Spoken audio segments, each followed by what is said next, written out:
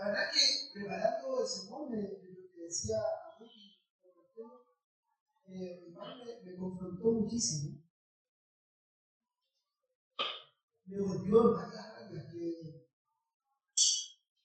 la palabra no le puede hacer aquí. Entonces, a veces uno se siente más o menos bien, como no, yo estoy más o menos organizado en mi vida, como que esto de la palabra, esto es como más fuerte. Entonces, aunque uno le quiera hacer aquí, como que lo quiero salvar. Y aplica, y uno dice, no, esto es. Así que nada, yo solo hoy día voy a hacer un vocero de los golpes que yo recibí, en el buen sentido de la palabra. Así que no es conmigo el tema, es con la escritura.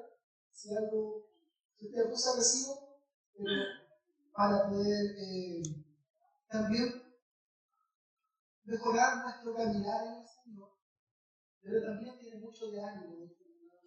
Termina ahí la carta exhortándonos con respecto a que la venida del Señor está cerca. Así que es maravilloso. Santiago capítulo 5, búsquelo por favor.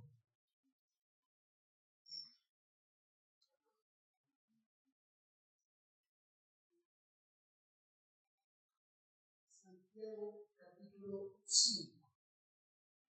Yo le puse ahí como título: fortalezca el corazón, porque el Señor está cerca. Y le voy a invitar a que me siga usted con la lectura en el capítulo 5. No la tengo ahí en la pantalla, así que si hay alguien que no tiene Biblia, acérquese al otro, compártale, si quiere leer, meditar. O de lo contrario, siga la lectura que yo voy a hacer. Leo la palabra del Señor en el nombre de Jesucristo. Vamos ahora, ricos, llorad y aullad por las miserias que os vendrán. Vuestras riquezas están podridas y vuestras ropas están comidas de polilla. Vuestro oro y plata están enmohecidos y su moho testificará contra vosotros y devorará del todo vuestras carnes como fuego. Habéis acumulado tesoro para los días postreros. He aquí, clama el jornal de los obreros que han cosechado vuestras tierras, el cual por engaño no les ha sido pagado por vosotros. Y los clamores de los que habían cegado han entrado en los oídos del Señor de los ejércitos. Habéis vivido en deleite sobre la tierra y sido disolutos. Habéis engordado vuestros corazones como en el día de la matanza. Habéis condenado y dado muerte al justo, y él no hace resistencia. Por tanto, hermanos, tened paciencia hasta la venida del Señor. Mirad cómo el labrador espera el precioso fruto de la tierra, aguardando con paciencia hasta que reciba la lluvia temprana y tardía. Tened también vosotros paciencia y afirmad vuestros corazones, porque la venida del Señor está cerca. Hermanos, no os quejéis unos con otros, para que no seáis condenados. He aquí el juez está delante de la puerta. Hermanos míos, tomad como ejemplo la aflicción, como ejemplo de aflicción y de paciencia a los profetas que hablaron en nombre del Señor. Y aquí tenemos por bienaventurado a los que sufren. Habéis oído de la paciencia de Job y habéis visto el fin del Señor, que el Señor es muy misericordioso y compasivo. Pero sobre todo, hermanos míos, no juréis ni por el cielo, ni por la tierra, ni por ningún otro juramento, sino que vuestro sí sea sí y vuestro no sea no, para que no caigáis en condenación. ¿Está alguno entre vosotros afligido? Haga oración. ¿Está alguno alegre? Cante alabanza. ¿Está alguno enfermo entre vosotros? Llamen a los ancianos de la iglesia y oren por él, ungiéndole con aceite en el nombre del Señor. Y la oración de fe salvará el justo, y el Señor lo levantará. Y si hubiere cometido pecado, le serán perdonados. Confesaos vuestras ofensas unos a otros y orad uno por otro para que seáis sanados. La oración eficaz del justo puede mucho. Elías era un hombre sujeto a pasiones semejantes a las nuestras, y oró fervientemente para que lloviese, para que no lloviese, y no llovió sobre la tierra por 3 años y 6 meses. Y otra vez oró en los cielos, y el cielo dio lluvia, y la tierra produjo su fruto. Hermanos, si alguno de entre vosotros se ha extraviado de la verdad, y alguno le hace volver, sepa que el que haga volver al pecador del error de su camino, salvará de muerte su alma, y cubrirá multitud de pecados. Amén. Padre, oramos en esta mañana, Señor, presentamos nuestra vida delante de ti. Y hemos leído este texto y estamos expuestos a él. Y queremos rogarte que esta palabra que ha sido inspirada por ti, hoy día tú también, Señor, puedas, en ese mismo espíritu, Señor, permitirnos escuchar una exhortación y a la vez abrir nuestros corazones, comprendiendo, Señor, que lo único que tú quieres para nosotros es ministrarnos, es poder redirigirnos, es poder animarnos, amarnos. Así que te pido en forma personal, Señor, que puedas ayudarme. Asísteme con tu espíritu, Señor. Dame la gracia.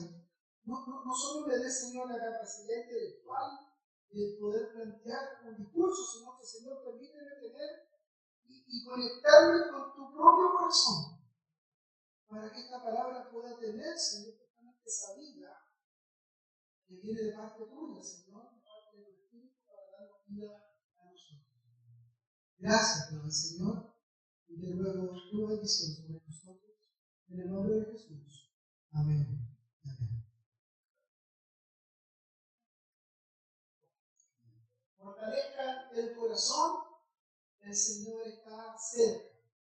Queridos hermanos, esta carta de Santiago no fue una carta escrita para, de alguna forma, entretener a creyentes. Bueno, ninguna de las cartas fue escrita para entretener a creyentes. Pero esta carta en especial es una carta que está escrita como para examinarnos, como para poder mirarnos y observarnos a través de la Escritura. Y quiero decir que no olvidemos que esta carta fue escrita en una iglesia que no estaba viviendo comodidad. Era una iglesia que estaba viviendo dispersos, habían salido de Jerusalén, aquellos que habían creído en el Señor, estaban siendo probados, estaban siendo perseguidos, muchos de ellos estaban viviendo bajo presión, habían perdido muchos de ellos por seguir a Cristo, habían perdido sus bienes y aún sus propias familias. O sea, había una presión económica, social, religiosa que estaban viviendo. Ese es el contexto.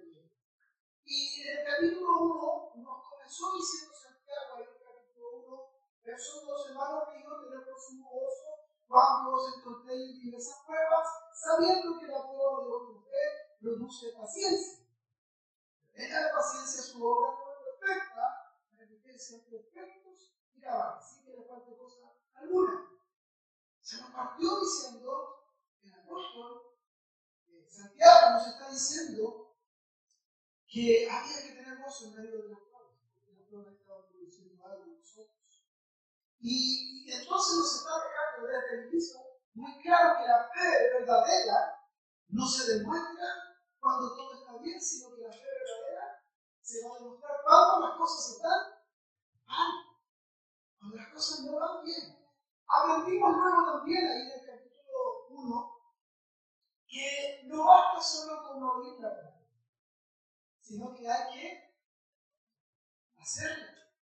No basta solo con oír. Tú y yo podemos escuchar este sermón el día y escuchar miles de sermones, pero si no aplicamos, si no hacemos, entonces definitivamente nos va a llevar una vida religiosa de apariencias.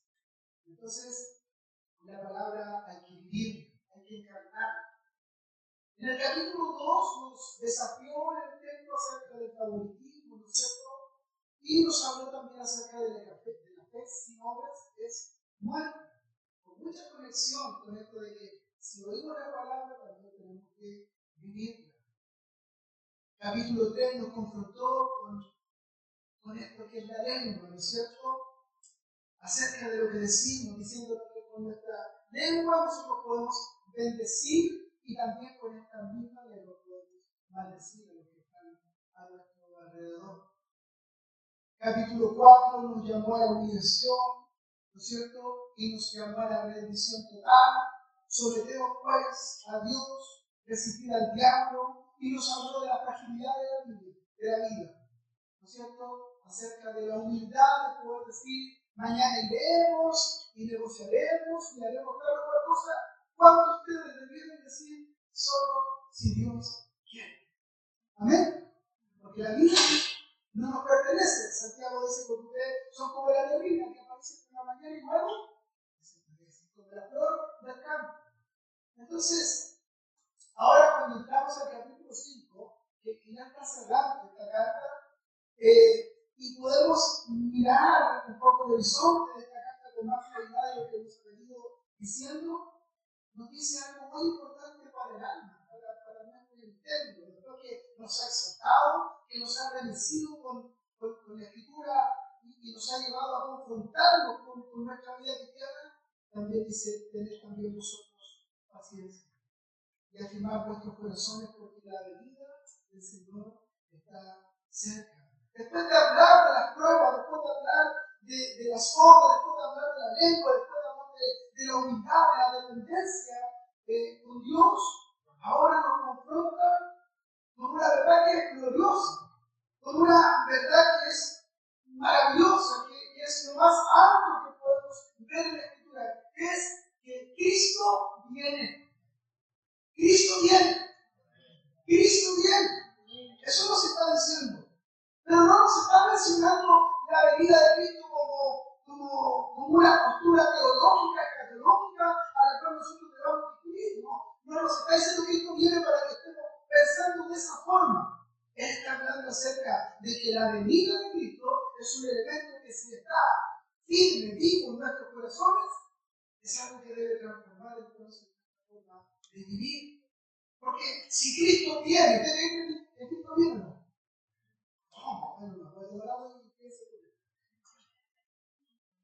¿Usted cree que Cristo viene? Okay. Si Cristo viene, entonces es muy importante nuestra forma de tratar a los demás. Si Cristo viene, nuestra paciencia bajo la injusticia sí importa. Porque el que Cristo venga se vuelve un soporte para nuestra vida. Se vuelve como una esperanza viva frente a todo lo que tú y yo podamos estar viviendo. Si Cristo viene, transforma nuestra cosmovisión, nuestra forma de ver la vida. Si Cristo viene, nuestra vida de oración importa. Si Cristo viene, nuestra responsabilidad de restaurar al que se ha extraviado, eso nos está diciendo, entonces sí importa. Por eso hoy no quiero que nosotros nos adentremos en este capítulo 5 como espectadores, sino que quisiera que usted y yo leyéramos estas palabras y escucháramos este sermón y viéramos esta escritura de este capítulo 5 no como espectadores, sino como examinados. Como esta palabra nos está haciendo un descargo. No venimos a escuchar este mensaje solamente por escucharlo nomás, sino que lo ruego al Señor que nosotros podamos permitir que el Espíritu Santo nos haga preguntarnos en nuestro interior. ¿Cómo estamos viviendo a la espera de su venida?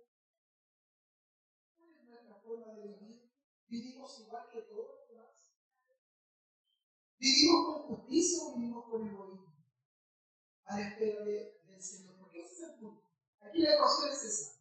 Cómo vivimos, cómo pensamos, cómo actuamos, cómo tenemos nuestra vida espiritual a la luz de que Cristo viene.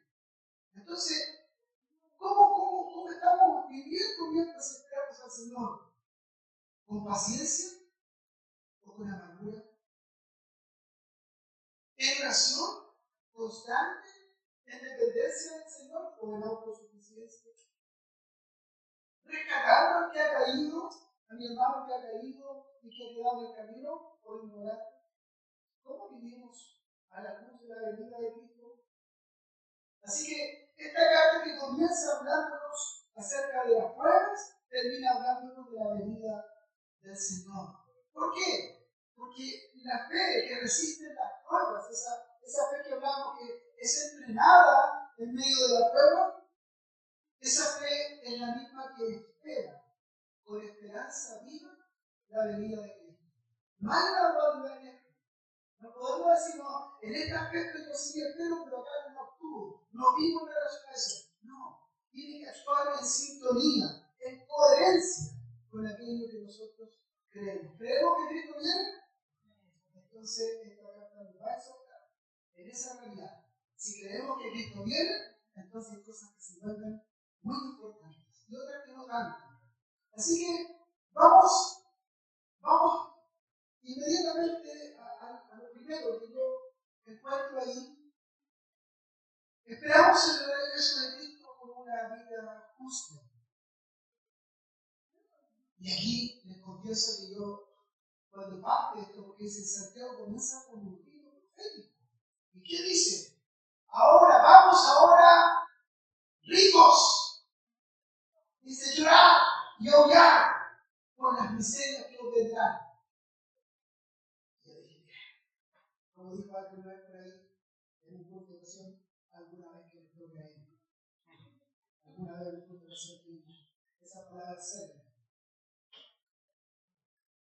Porque todos los que estamos aquí, a ver, ¿aquí hay algún millonario? ¿Hay algún rico? No, espiritualmente, no va a decir espiritualmente. Y aquí el texto parte diciendo, vamos ahora ricos.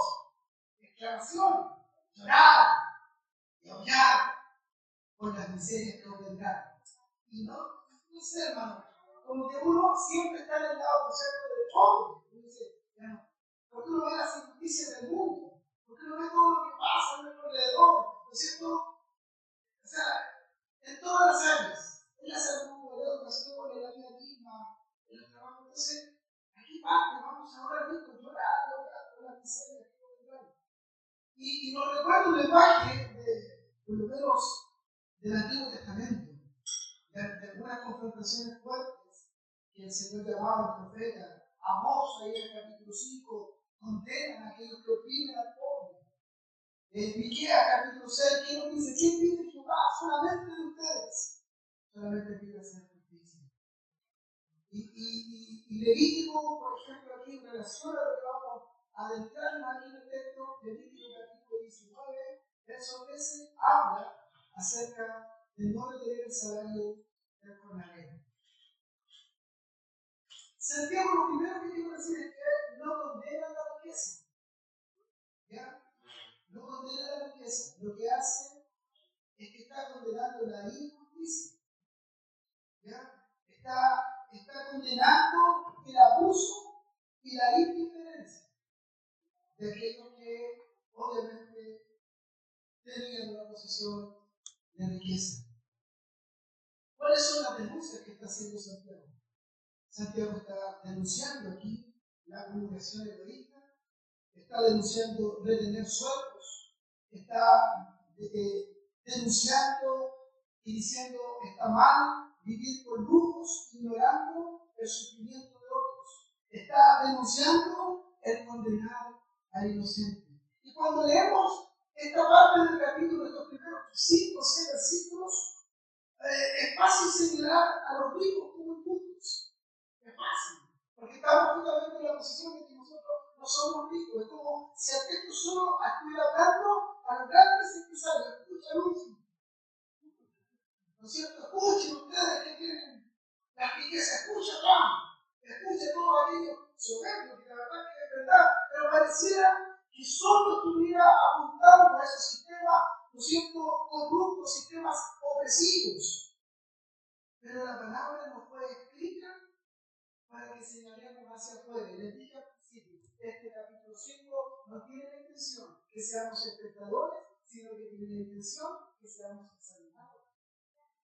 Y entonces tenemos que mirar hacia adentro. Y Santiago no solo está denunciando un sistema, sino que está desnudando nuestra propia persona, nuestra propia vida.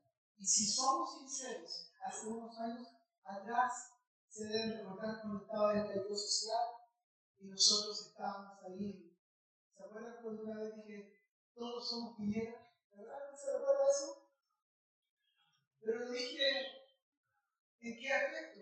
Lo dije cuando todos, el mundo de acá, decía, no, que Piñera se vaya, que Piñera esto, que el mundo, que si no. Yo decía que todos somos Piñera porque todo en la medida de nuestro propio poder, ¿no es cierto? Cuando tenemos la posibilidad, a veces vivimos a estar de otro lado. Puede ser el dueño de casa, puede ser la mamá, puede ser ese jefe que tiene dos personas a la carga, también puede ser, ¿no? O sea, lo que yo quería decir con decir todos somos Piñera era que todos, quizás potencialmente, si estuviéramos sentados en el mismo lugar, en el sillón presidencial, probablemente estaríamos también, y lo estoy haciendo alusión a Piñera, estoy hablando de la injusticia que se genera, ¿no es cierto?, por el poder. Entonces, este texto está hablando y que nos está diciendo al examinarlo de que potencialmente, si todos somos sinceros, debemos reconocer que esos mismos pecados se pueden manifestar en nosotros. No es necesario estar ahí en ese lugar de poder y tener mucho dinero, sino que el problema está donde ustedes ya saben que está. ¿Dónde está? Siempre, ¿dónde está? En el corazón. Entonces, lo primero que Santiago va a decirnos y condenar es la acumulación egoísta. Claramente, ninguno, ya hice la pregunta, ninguno de nosotros aquí es millonario, ¿no es cierto? Pero todos podemos ser potencialmente egoístas. Con lo mucho o con lo poco que tengamos, pero podemos ser egoístas. La acumulación egoísta es la que Santiago está confrontando. El egoísmo no comienza, hermano, con la cantidad, comienza en nuestro corazón. Comienza con una actitud. Es cuando mi seguridad, y cuando estaba escribiendo esto, me acordé de Pablo de Corado. Pero nunca imaginé que Pablo de Corado iba a estar aquí. ¿Cuándo empieza la acumulación egoísta? Cuando mi seguridad, Pablo, está en lo que tengo guardado. Pablo, ¿qué me guardaba yo? ¿Qué? ¿Por qué no fuerte? 4 millones. 4 millones. 4 millones yo tenía guardado, pensaba siempre que esa era mi seguridad. Que tenía 4 millones cuando la tele estaba aquí. Entonces decía, si la tele se enferma, tengo que darlo 4 millones. Y entonces, el ejemplo es que yo pensaba y acumulaba y guardaba y no tocaba eso, porque esa era mi seguridad. Si pasaba cualquier cosa, yo sabía dónde podía acudir. Pero eso me llevaba a ser egoísta con todo mi entorno. Si había otro que tenía necesidad, no, seguridad, no, yo no puedo mover mi seguridad. Esto es lo que Santiago está atacando, está denunciando, está en una cuestión egoísta. Cuando yo procuro más de lo que necesito sin preguntarme si alguien que está cerca mío tiene necesidad, estoy pecando. No puedo pasar por alto. Y acuérdense, ¿cuál es la conclusión? La venida del Señor está cerca. Y entonces, si Cristo viene, y si vivimos con una convicción de que su venida está cerca, entonces no tenemos que vivir acumulando y asegurándonos, sino más bien tenemos que defendernos, sabiendo que nuestra provisión viene de parte de Él, pero lo que no podemos hacer es pasar por alto cuando un hermano, cuando un familiar, cuando alguien tiene una necesidad. Proverbios capítulo 11, verso 24 dice: hay quienes reparten y les es añadido más. Hay quienes retienen más de lo que es justo, pero viven en pobreza. Porque hay una frase que decía que hay gente que está pobre, pero lo único que tiene es plata. Porque a veces, y por eso le digo que esta palabra me golpeó, porque uno mira y observa su vida y dice: wow, en esto que yo me creía tan campeón, en esto que yo me creía tan bueno, y yo que creía que estaba tan correcto. Y yo que miraba adentro y decía, mira, adentro, ¿cómo no? Y te encontré ahí. Hoy vivimos una vida, no sé si siempre, pero hoy en nuestro tiempo vivimos un tiempo en que guardamos solo para nosotros.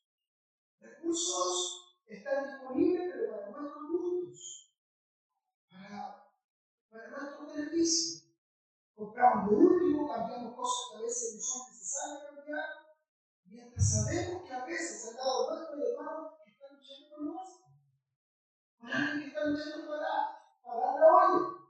Y nosotros estamos preocupados de cambiar el celular, o de comprarnos unos zapatos, o de, no sé, de algo que no es tan básico como aquello que necesita comer, salir adelante. Y no se trata de, yo no quiero con esto afectarte y dejarte con culpa. No se trata de vivir con culpa, se trata de examinar si nuestro corazón está cerrado a ese yo egocéntrico. Primero yo, primero yo, segundo yo, tercero yo. Ese es el problema. Puedes tener poco y vivir solo para ti. Puedes tener mucho y vivir para bendecir a otros. Yo he conocido gente muy pobre, económicamente hablando, pero tremendamente generosa. He vivido momentos que han marcado mi vida en momentos con personas donde estamos compartiendo, donde no tenían nada. Nada, nada, compartido un lugar, comiendo unas papas fritas, que estábamos casi comiendo comunitariamente, riendo las papas en una calle, en el pasaje de una calle, con mi niña y todo. Pero para todos. Venga, ven, acá con los niños, ven. En un momento que era, yo en un momento que miré de la flor y dije, qué maravilloso momento. Y la pasé muy bien. Pero era una persona muy feliz, que le dio muy poco de lo que ella compartió. La pregunta no es si tienes mucho o tienes poco. La pregunta es, lo que tienes, gira alrededor de tu comodidad, gira alrededor de tus gustos, gira alrededor de tu seguridad. Tú sabes la respuesta. O estás usando lo que tienes para ayudar a otros. Estás mirando a otro para poder servir. Estás mirando a otro para poder bendecir. Eso es lo primero, acumulación egoísta. Dos, retener salarios. Y en tiempos bíblicos era no pagar por medio su jornal diario, se le pagaba diario, así funcionaba. Hoy puede tocar los recortes. Y aquí es donde yo pensaba, yo decía, Señor, ayuda, por favor. Es cuando no pagamos lo justo por un trabajo. Es tratar de relación hasta lo último. Yo aprendí esto hace un tiempo, yo cuando iba a la feria, mira, casi mi climas era cuando quería comprar algo, pero no era tanto comprarlo, era cuánto podía pagar. Era como lo que a mí me llenaba el corazón. Hermano, mi corazón. No era tanto lo que iba a comprar, sino el poder de la decisión. Entonces, pasaba por el lugar, lo miraba, después pasaba, le decía, entonces estaba bien, pero me hacía indiferente. Usted lo ha hecho una vez. Volvía, ¿cuánto vale? Y me iba conmigo muy interesado. Por eso me moraba la fe, pero todo era para poder pagar mi veces, hermano, que era miserable. Porque a veces la persona me decía, ¿cuánto vale para usted? Un libro. Y el libro ya tenía para que yo sabía que era una gana, pero decía, vale 2 lucas. Y el libro valía 15, yo sabía que valía 15. Y igual le decía, ¿pero es lucas? Miserable. Usted se ríe, pero ¿cuánto lo ha hecho? Sea honesto. ¿Cuánto lo ha hecho? Adelante la mano. Ya, no lo hagamos más. Yo por lo menos lo aprendí y dejé de hacerlo. Pero cuando igual venía a hacerlo. Pero, ¿qué está hablando aquí de tener salario? ¿Sabe por qué? Porque yo no estaba pensando en que esa persona que me estaba vendiendo el libro, lo que fuera, lo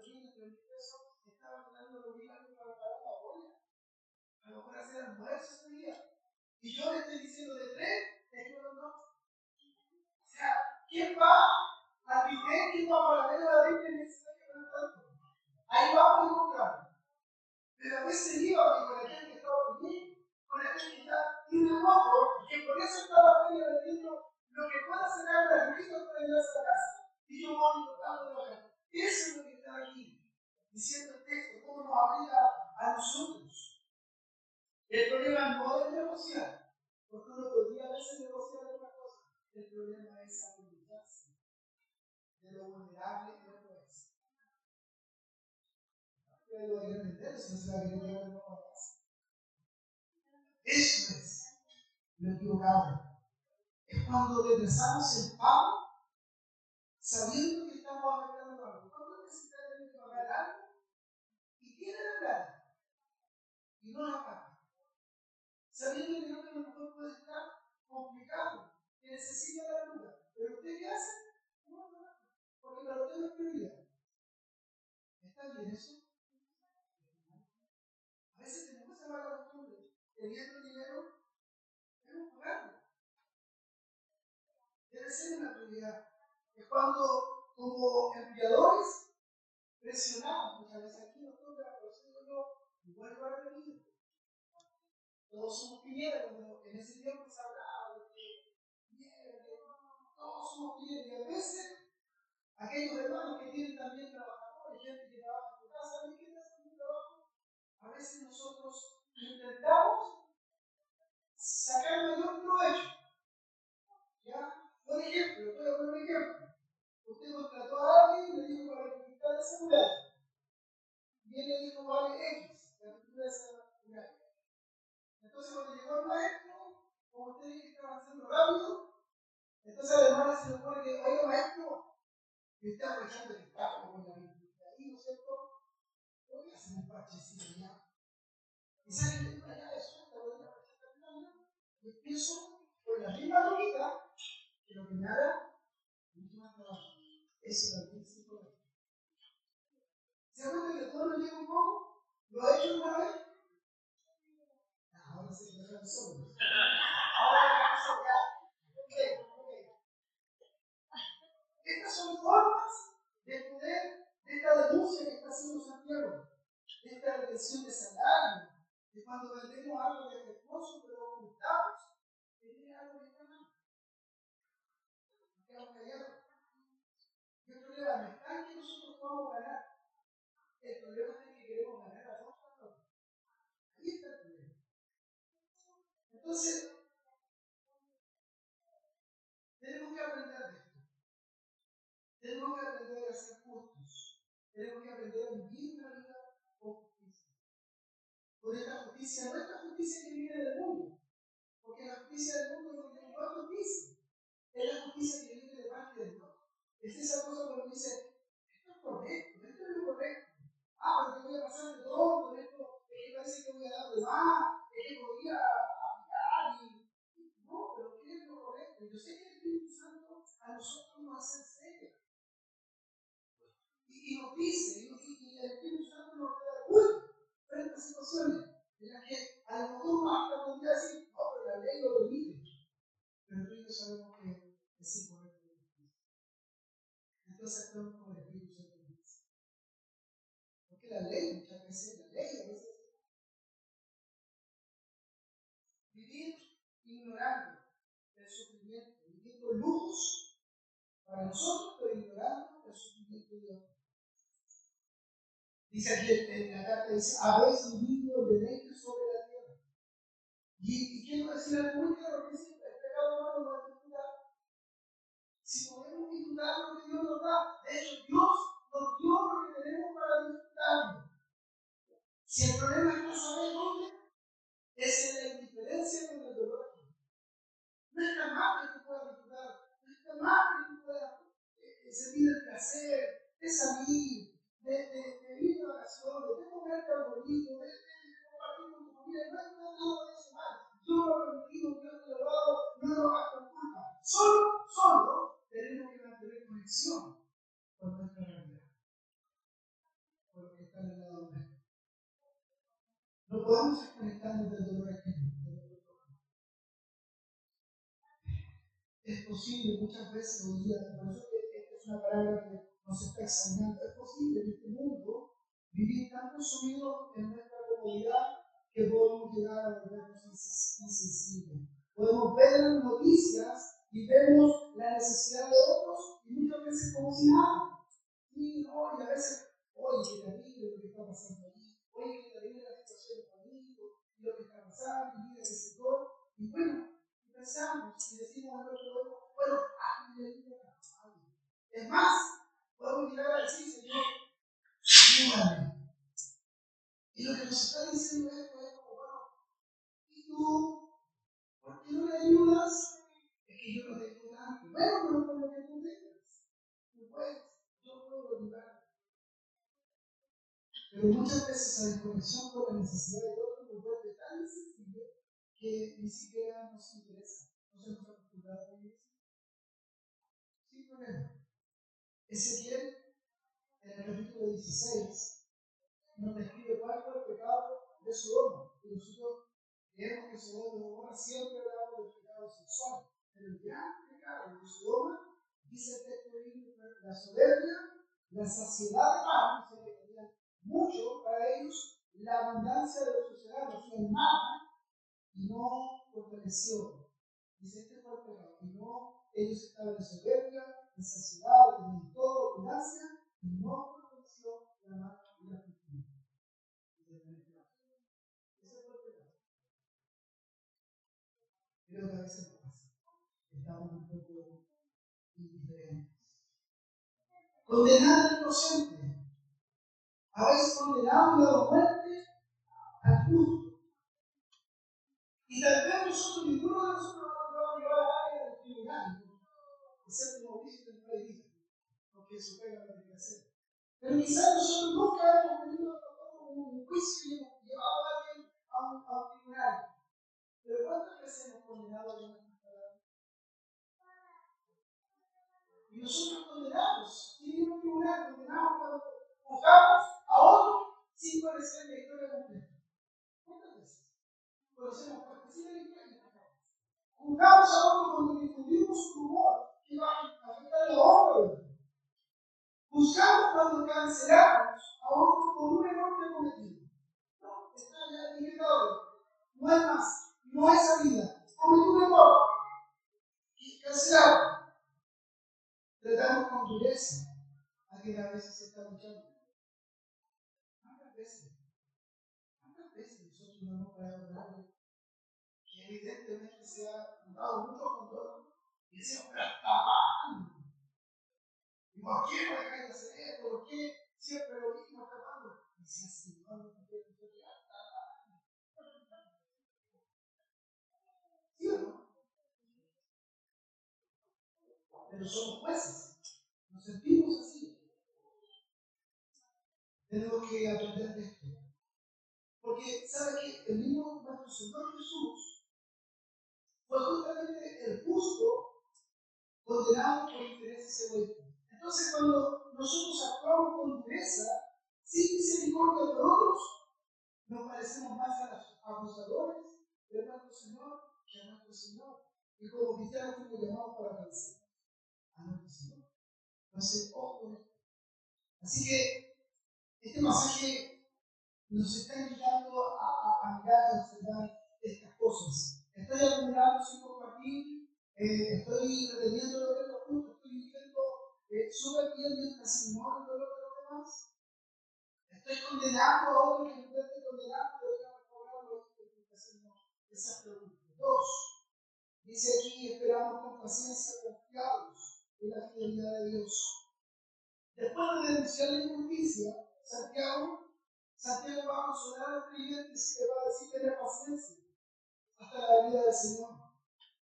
A estos que habían sido oprimidos, a estos que estaban siendo oprimidos por aquellos hijos, por aquellos que de forma insensible estaban actuando, la palabra del Señor los viene a consolar, y los viene a ministrar para que tengan paciencia. Y esta palabra paciencia significa constancia en medio de la presión que estamos bajo eso. Ahí es donde la paciencia se va desarrollando. ¿Y qué nos dice ahí? Nos habla del labrador, ¿no es cierto? Igual que el Deuteronomio, Dios prometía el lluvia a su tiempo. Habacuc nos dice, y el cielo cantaba, aunque viera la oreja, aunque el Señor se tardare, yo voy a esperar en Él. Job nos cuenta ahí la historia, dice, ustedes vieron cómo Job un hombre que esperó en el Señor y Dios restauró su vida. Entonces, la paciencia bíblica no es resignación. No es como, bueno, tengo que aguantarme esto nomás porque el mundo es así, porque la vida es así, porque no es confianza activa en que tenemos un Dios que cumplirá su palabra.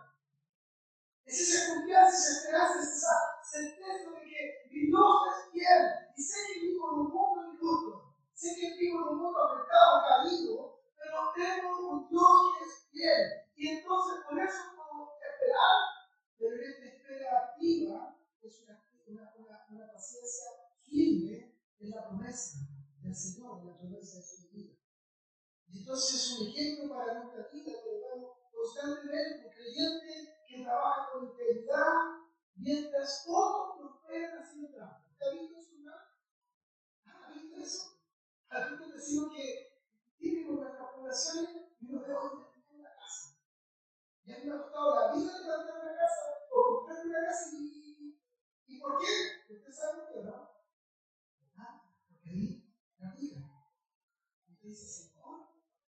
Otro que siempre a lo mejor no la vida, pero personas que saben que siempre andan con cosas raras, con cosas como que andan engañando, estafando. Y como que les fuera bien, como que les resultó. Y a veces usted dice, yo estoy al 3 y al 4 tratando de hacer las cosas como Dios me ha dicho y no me resulta, mira cómo estoy. Hermano, debemos aprender de esta paciencia. Y esta paciencia debe estar enfocada en la realidad. Una familia que a lo mejor por años está orando por un hijo rebelde. Un cristiano que se mantiene firme aún cuando es perseguido por mantenerse en su fe. El mundo nos está invitando todo el tiempo, en vez de justicia, porque el mundo confunde la palabra justicia con venganza. Véngate. Hacen la misma. Santiago lo que está diciendo frente a eso es, en medio de la injusticia, afirma tu corazón, Cristo viene. Afirma tu corazón, porque el juez está a la puerta. Porque nada de lo que ocurre en este mundo va a pasar así porque sí. Hermano, cada justicia, cada persona que ha afectado a otro de este mundo, un día tendrá que dar cuenta delante del juez. Y el texto nos dice aquí que el juez está a la puerta. Así que la injusticia no tendrá la última palabra. La última palabra la tendrá el Señor. Así que la palabra nos está creer en esa justicia de Dios. Obviamente se vuelve más difícil en un mundo que la injusticia parece ganar, pero aquí nos está diciendo con amor, nos está diciendo con ternura, Santiago, tener paciencia hasta la venida del Señor. No es un llamado a la resignación, sino es un llamado a la confianza. Es un llamado a creer en el Señor, así como el labrador siembra y espera la lluvia, nosotros también sembramos en fidelidad, caminamos. Salmo 126 dice que iremos caminando y sembrando y secando la preciosa semilla. Y dice que volveremos, llegará el día que tendremos los frutos de nuestras familias y estaremos delante del Señor, hermano. Cristo viene. Y tú que estás en dificultad, tú que sufres situaciones dolorosas, yo pensaba en este mensaje de mi hermano Pablo, que sufre viendo su familia en un país donde hay dolor, donde hay necesidad. Omar y Cristo viene. Mi hermana Erika, que vive una realidad familiar, disculpe que las ponga de ese otro, que son, digamos, personas que sabemos que viven una realidad constante de dolor, de acaparnos, Señor. Hermana Erika, Cristo viene. Dos que tienen que levantarse todos los días a trabajar, con un recurso además afectado, ¿no es cierto? Con mucha dignidad y así, todavía vamos a tocar un montón de cosas. Hermano, iglesia, cada uno de los que están aquí, cada realidad que vive, hermano, paciencia. Paciencia en el Señor, pero no es una paciencia de asignación como, bueno, me tocó, no, es paciencia. Estás en Cristo. Y Cristo viene. Y el Señor es fiel. Y el Señor no va a fallar. Y el Señor va a dar. Y el Señor va a sostener a tu familia. Y el Señor va a levantar a quien tiene que levantar porque es bueno. gozo, paciencia, pero la perspectiva de que mi Dios es real, mi Dios es poderoso. Afirmar nuestro corazón en este día, porque la venida del Señor es así.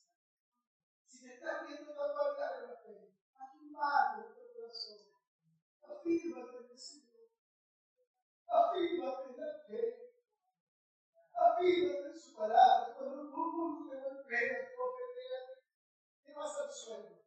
Vuelve a parar una vez más. Vuelve a levantarte una vez más. Cuando tu propio vida parece que no está en coherencia y no puedes seguir adelante, levántate una vez más. ¿Sabes por qué?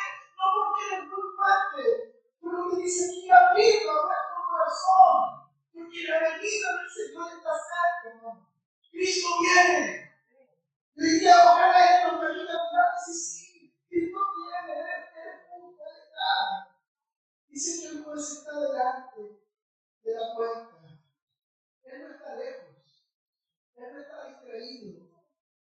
Él está ahí. Él ve cada injusticia. Él conoce cada vida. Él sabe. Es un Dios misericordioso. Es un Dios compasivo. Termina diciendo ahí ese texto que nosotros hemos escuchado muchas veces.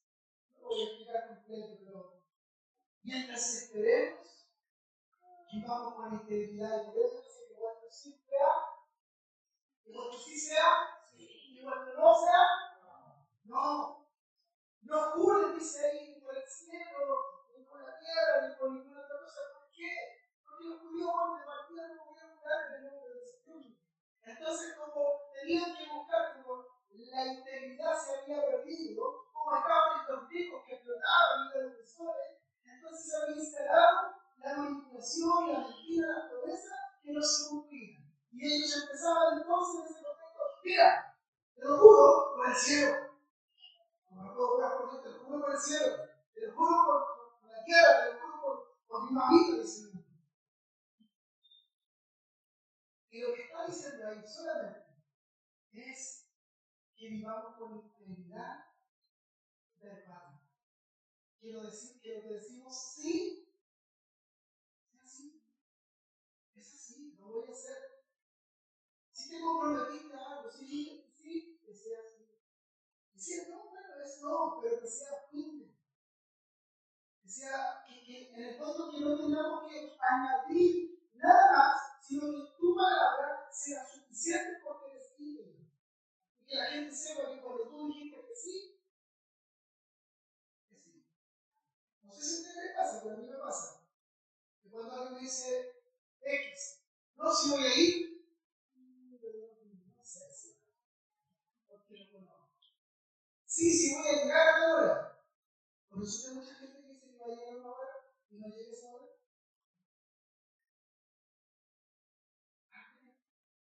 O yo voy a estar, o yo voy a ir. Que tu integridad verbal sea real. Si dijiste sí, hombre, fue lo que ha dicho que sí. Si no, bueno, que no. También digo muchas cosas que a lo mejor no voy a aceptar los cuerpos y después no más. Voy a hablar de cosas que son también reales. Ya, vamos, porque si no, se me va a acabar el tiempo. Lo último.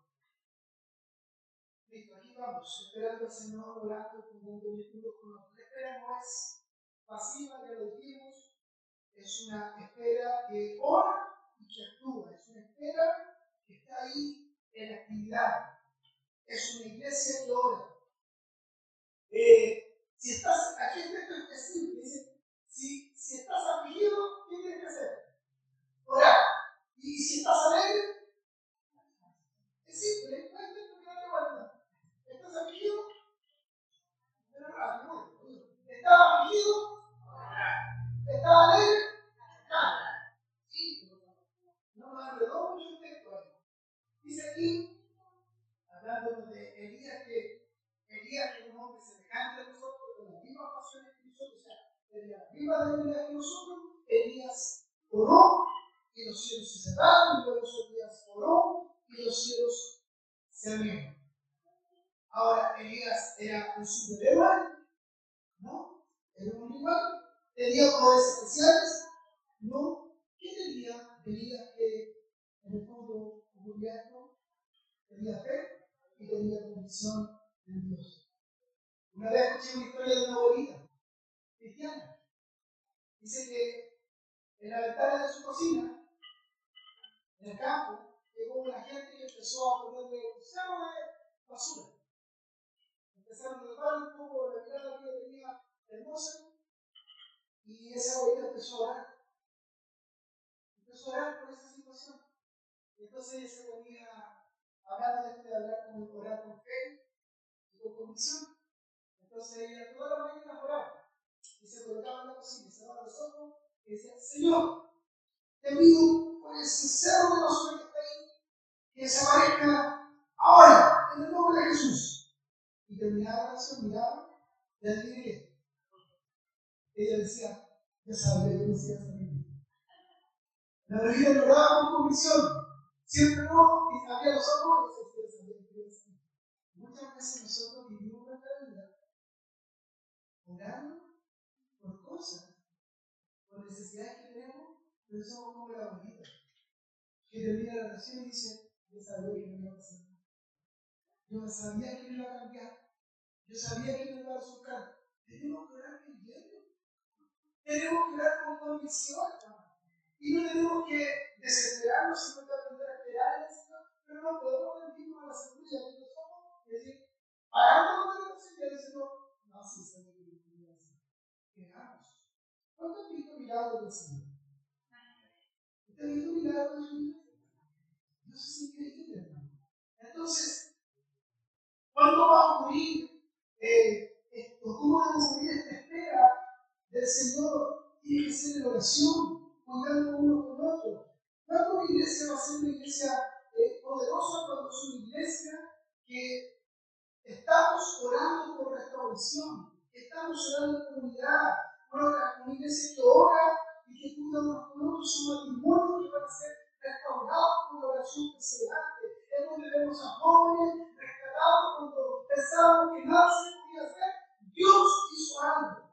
Entonces Santiago nos está sacando de una fe pasiva, de una fe de domingo, de venir, quizás, voy para cumplir, voy para estar ahí. Nos está sacando de esa forma pasiva a una fe que va hacia adelante y va de la mano con una fe que actúa.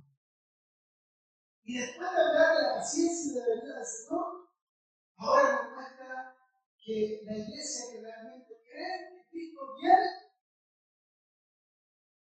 actúa de formas increíbles. Ya le dije: estamos afligidos de oraciones, estamos alegres, estamos de alabanza, cosas que no son computadas. Y a veces nosotros, ¿qué creo yo que está diciendo el texto cuando dice: si alguno está triste de la aflicción, hoy, si alguno está alegre, canta alabanza? Está diciendo que nuestro primer recurso, sea cualquiera de la situación en la que vivimos, debe ser Dios. O sea, está triste y opresión y dificultad, ¿no? Estás muy alegre, las cosas están saliendo todo bien. Nuestro recurso siempre es Dios. Entonces, a veces nosotros lo vivimos vamos a arreglar. Muchas veces hablamos más de nuestros problemas con la gente que de Dios. Y yo se lo he dicho muchas veces. Usted no puede ir a un consultorio y no puede hablar en los de uno que está allí. Usted tiene que salir libre, porque usted cree que el Señor viene, y que su Señor es poderoso, y que su Señor es grande, y usted ha visto la fidelidad de Dios en su vida, y usted ha visto cómo Dios obra. Entonces, cuando llegan todas las personas ahí al lugar y dicen: oye, la cosa está mal, sí, el feo, y parece que se robó, y el gobierno no hace nada. Usted no puede sumarse diciendo: sí, ¿verdad? Y está todo mal. No, usted tiene que ser alguien que permita dar esperanza en medio de eso. Y decir: sí, mira, ¿sabes qué? Y no es ignorar la realidad. Sí, la verdad es que está complejo, está difícil, pero quiero decir algo. Quiero decir que yo tengo un Dios que ha abierto puertas para mi vida. Yo he conocido un Dios que cambió mi vida. Y a pesar de que yo no tengo tantas cosas, y que no soy multimillonario, tengo un Señor. Y esa fe me hace caminar. Y creo que Cristo viene. Él ha estado con mi familia y Él ha puesto pan en mi mesa. Y Él me ha abierto puertas cuando no había ninguna posibilidad. Él me salvó cuando yo estaba enfermo. Él me acompañaba cuando estaba solo. Ese es mi Dios. Eso es lo que tiene que Porque esperamos al Señor, pero esperamos orando, mirándonos y transmitiendo el Evangelio. Está por enfermo, ¿qué tiene que hacer los enfermos? ¿Qué tiene que hacer los enfermos? Llamar a los ancianos. Tiene que llamar a los ancianos enfermos, a los ancianos. ¿Qué dice el texto? ¿Qué dice el texto? ¿Está algún enfermo? Llame a los ancianos. Me dice, llame a los ancianos. El enfermo tiene el deber de llamar. El que está afligido tiene el deber de llamar. ¿Por qué no digo esto? Porque debe reconocer su necesidad. ¿Por qué? Porque muchas veces se instala un orgullo en nuestra vida y a veces estamos muy necesitados, muy afectados, no solo enfermos, a veces afectados en distintas áreas. Pero necesitamos abrir nuestro corazón.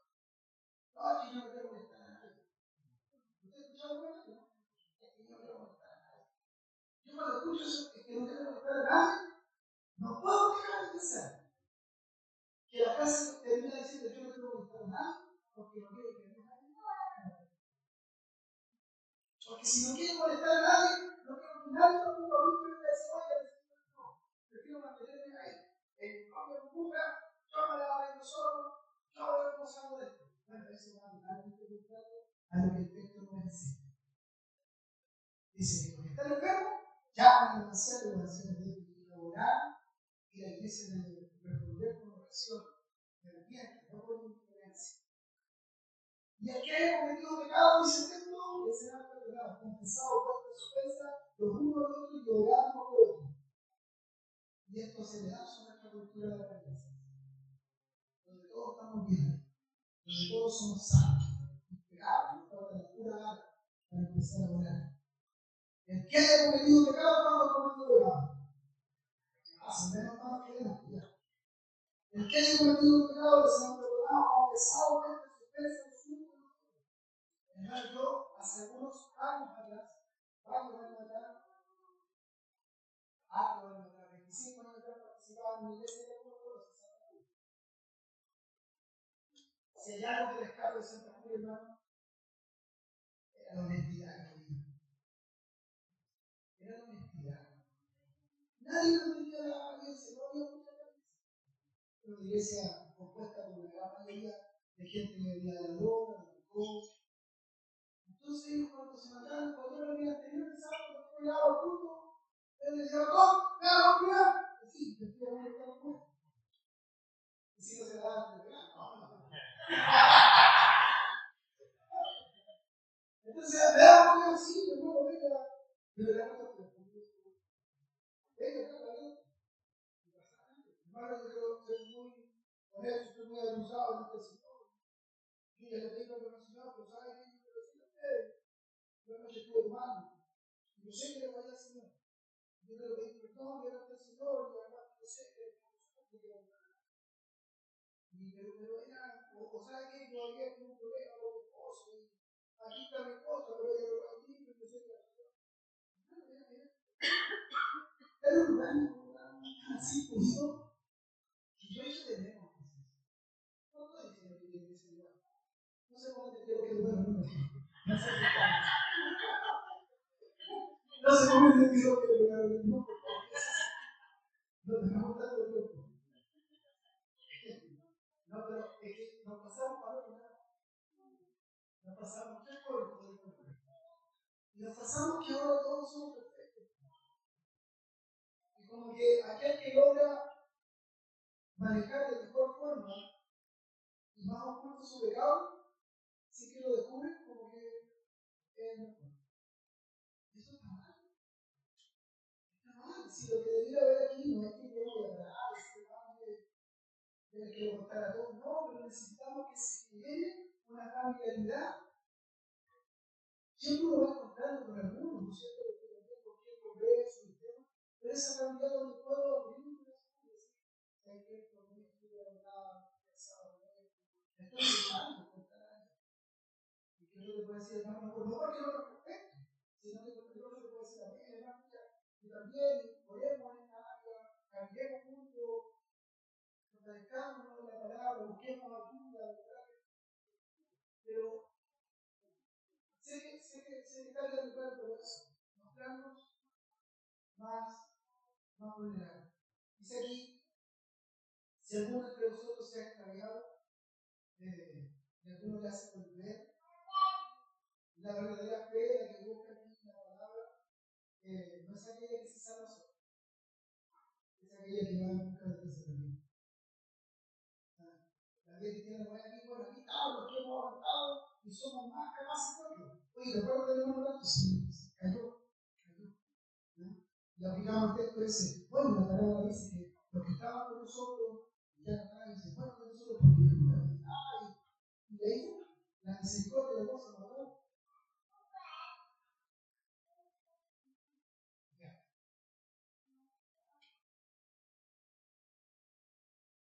avanzar para terminar a la conclusión porque estamos en el tiempo. Finalmente hay dos maneras de vivir. No hay más alternativa. Vivir para glorificar a Dios o vivir para buscar nuestros propios intereses. Y eso quedará en evidencia en nuestra acción. ¿Ya? Se supone que tenemos que vivir a la luz de Cristo viene. Entonces, en estas dos formas de vivir, una, o vivimos para acumular y deleitarnos solo para nosotros, de forma egoísta, o viviremos esperando al Señor y compartiendo con los que están en el final.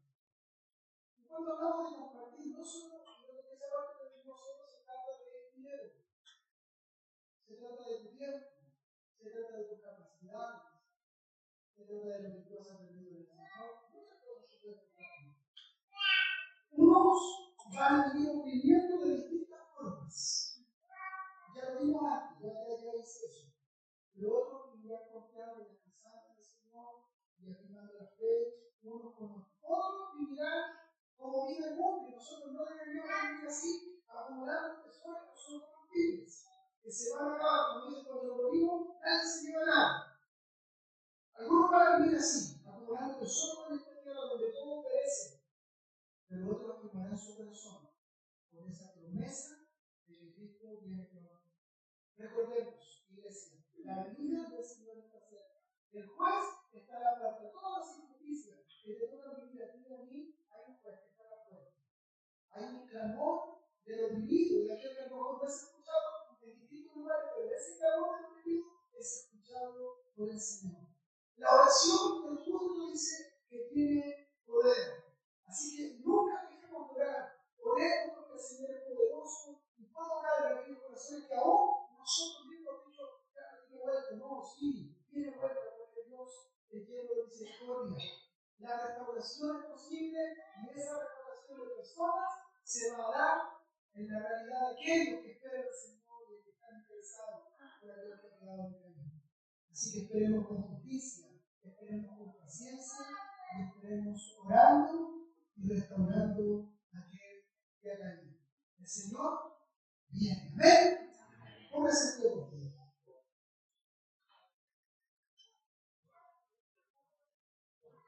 Padre, te damos gracias, Señor. Reconocemos que tu palabra, Señor, es un escáner espiritual que no podemos evadir. Tu palabra, Señor, es una plomada que cuando tú la colocas, Señor, vemos todas las imperfecciones, Señor, de nuestra vida.